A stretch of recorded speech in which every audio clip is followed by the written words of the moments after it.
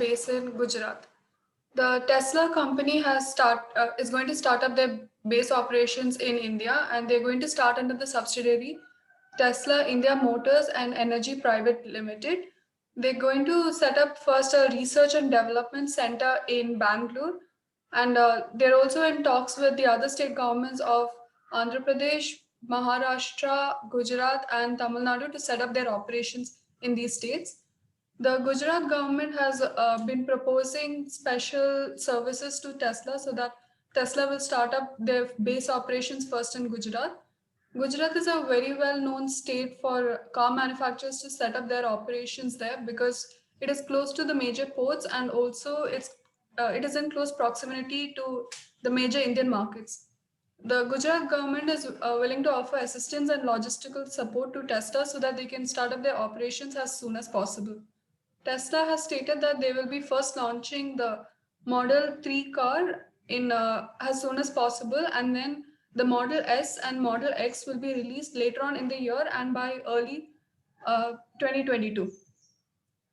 Tesla Model 3 car has set to is set to function with an all-motor wheel drive. It has performance brakes and it has a load suspension which enables the car to be driven in all weather conditions. It can go from 0 to 96 kilometers in just 3.1 second. And if you charge the car at a supercharge station for 15 minutes, it can be driven for 280 kilometers.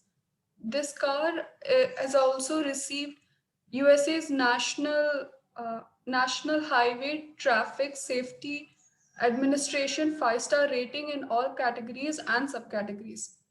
Some of the websites like cardeco.com has predicted that the Tesla Model 3 will be arriving by mid of March, and Model S will be arriving by July or September, and Model X will be arriving by early of 2022. But so far, Tesla has not released any official news about when they're planning to release the cars or the price rates for Indian market. One of the benefits of Tesla arriving to India is that in the short term, it will help the Indian government to boost up their policies and initiatives relating to electric vehicles. It will help to increase electric vehicle manufacturing, and it will also help with the development of electric vehicle infrastructure.